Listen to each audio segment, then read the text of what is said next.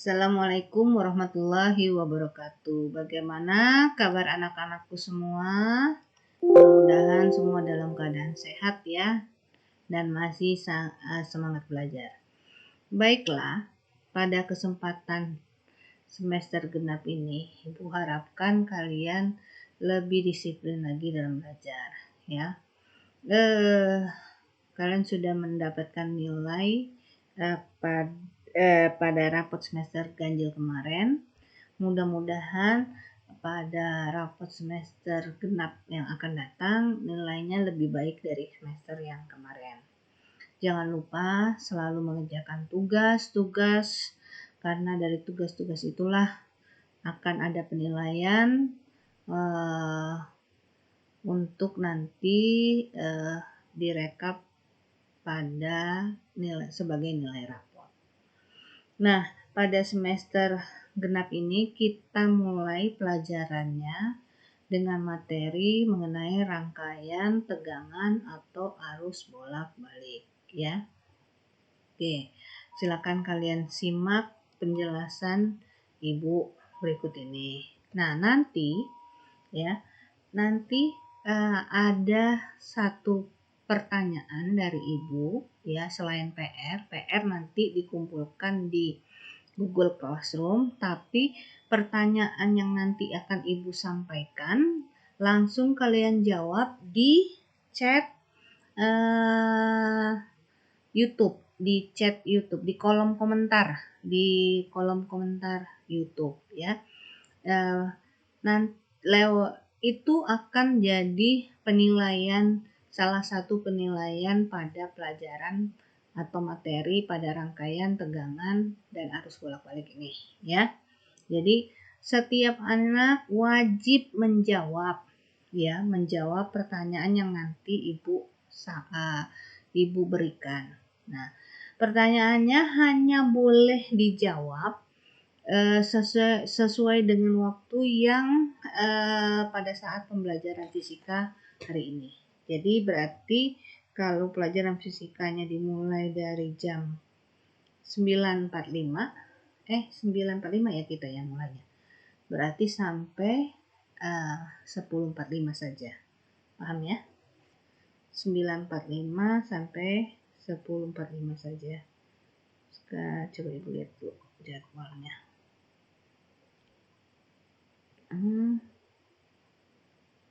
Jadwal. Oke. Fisika hari Selasa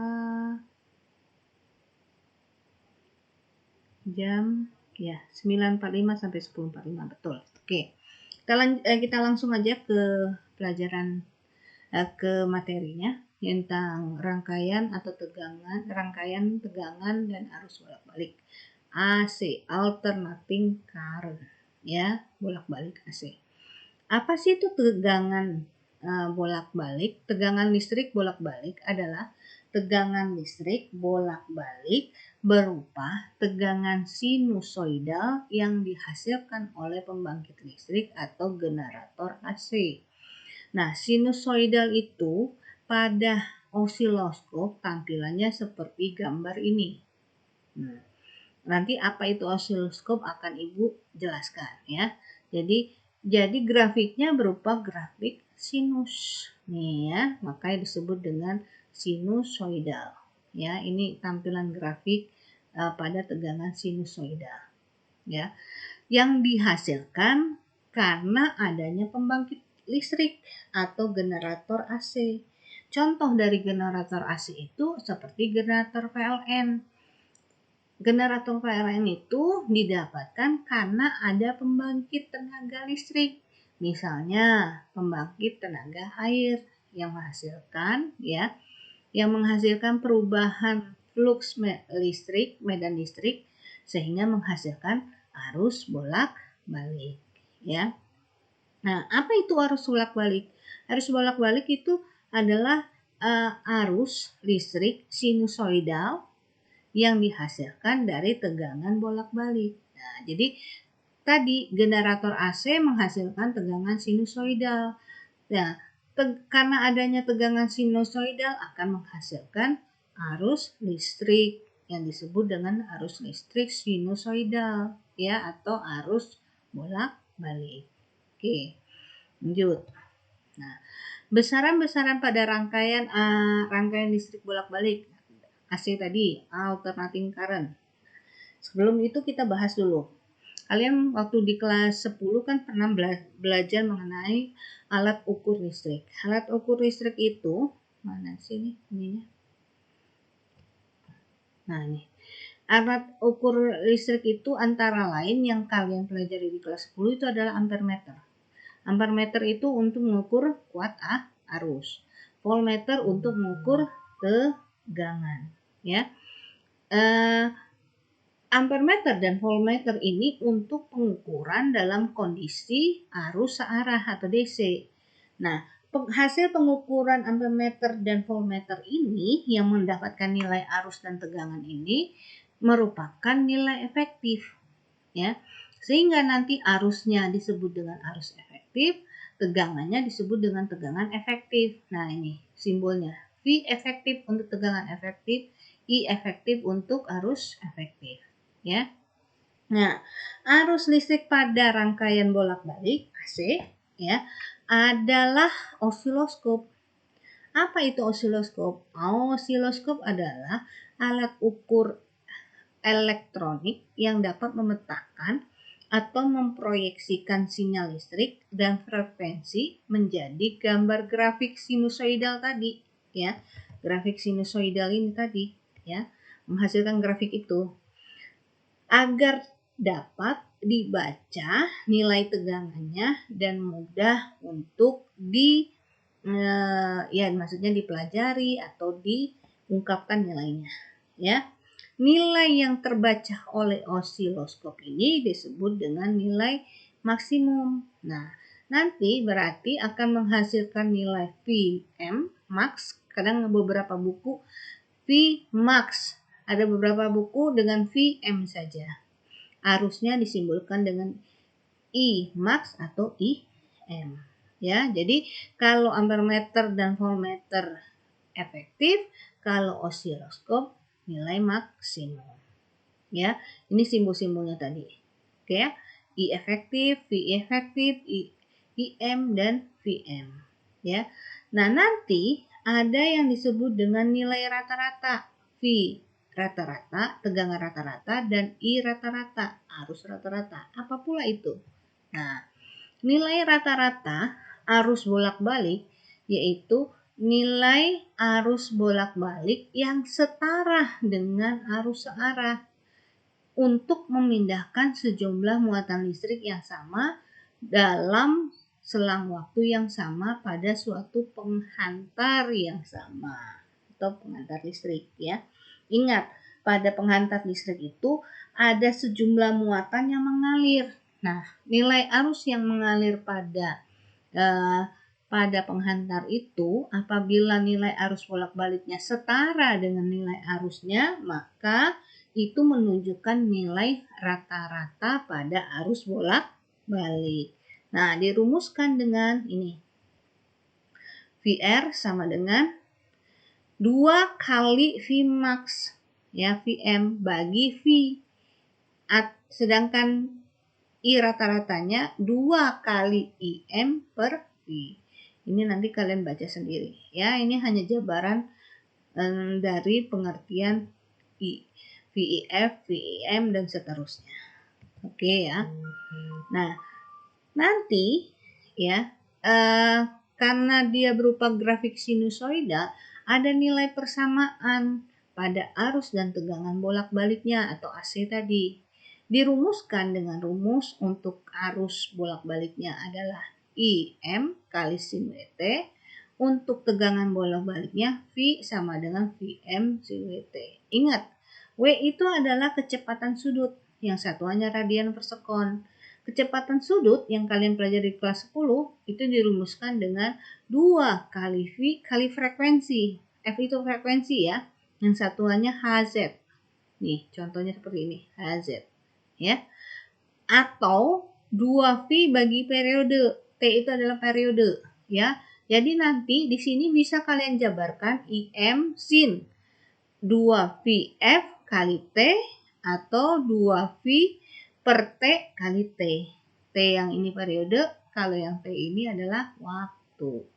Ya. Jadi nanti bisa kalian substitusi yang rumus ini dan ini ke persamaan ini. Ya. Nah, ini yang kata Ibu tadi. Silakan sambil nanti kalian mendengarkan penjelasan contoh soal dari Ibu, silakan di kolom komentar kalian jawab pertanyaan ini, ya.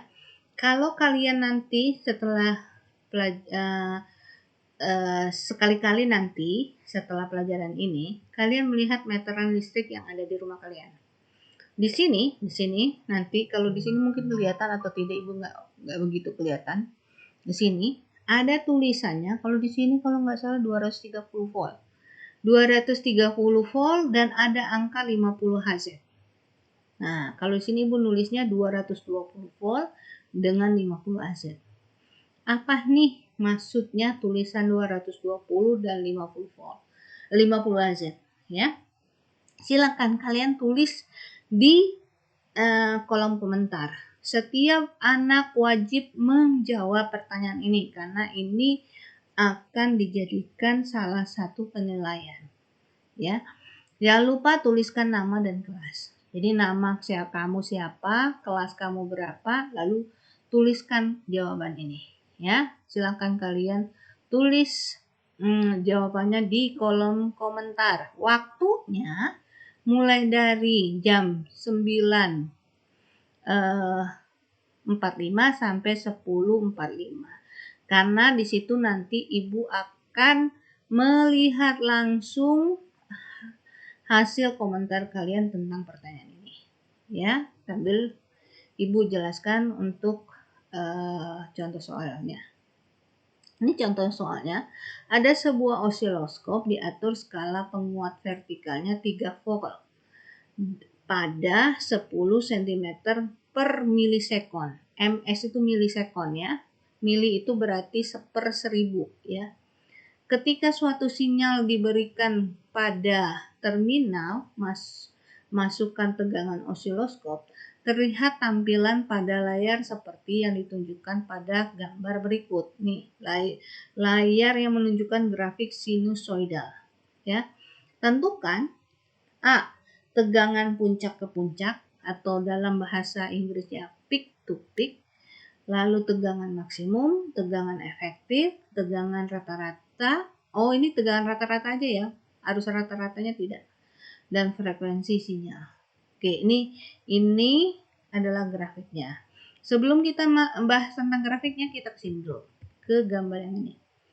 Nih, pada gambar ini ya, ini gambar grafik sinusoidal. Yang vertikal itu menunjukkan nilai tegangan. Ada tulisan sini. Tegangan. Yang horizontal menunjukkan nilai waktu. Ya. Jadi vertikal tegangan, horizontal waktu. Oke. Baru ke soal. Berarti sama di sini. Yang vertikal kan di sini 3 volt. Volt itu satuan dari tegangan. Berarti di sini menunjukkan nilai tegangan vertikal.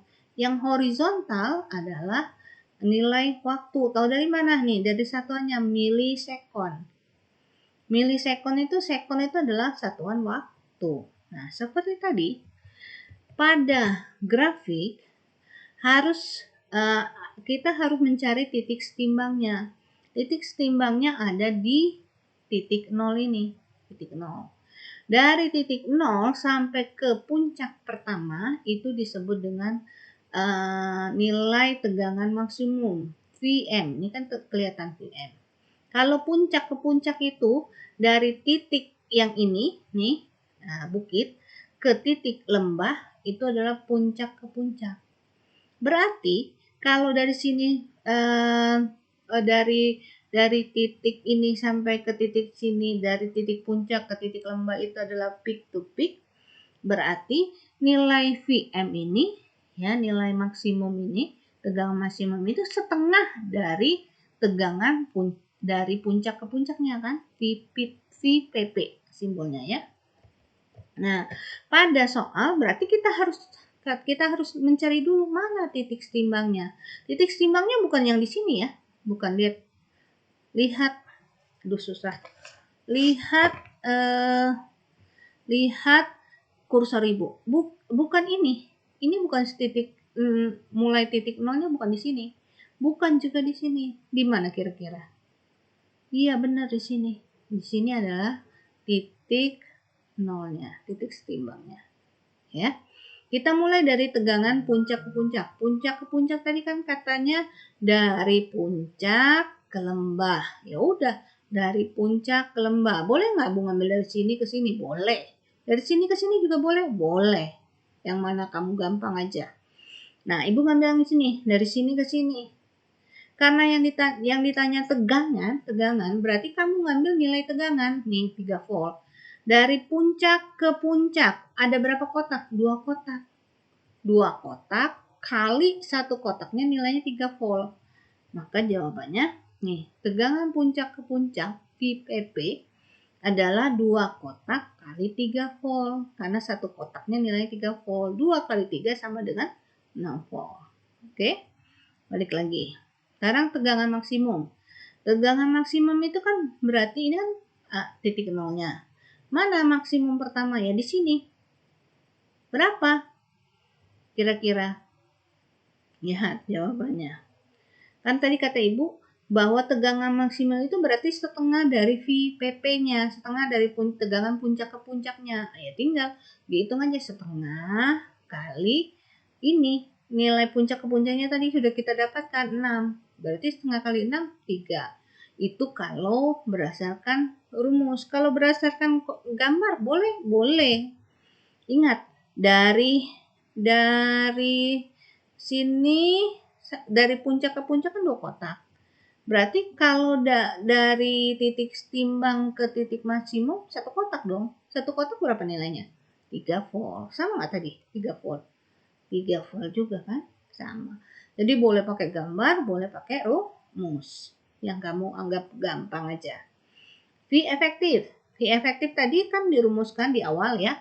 Ada kalian nanti lihat lagi V max dibagi akar 2. Kita balik dulu lah daripada nih. Nih, ya.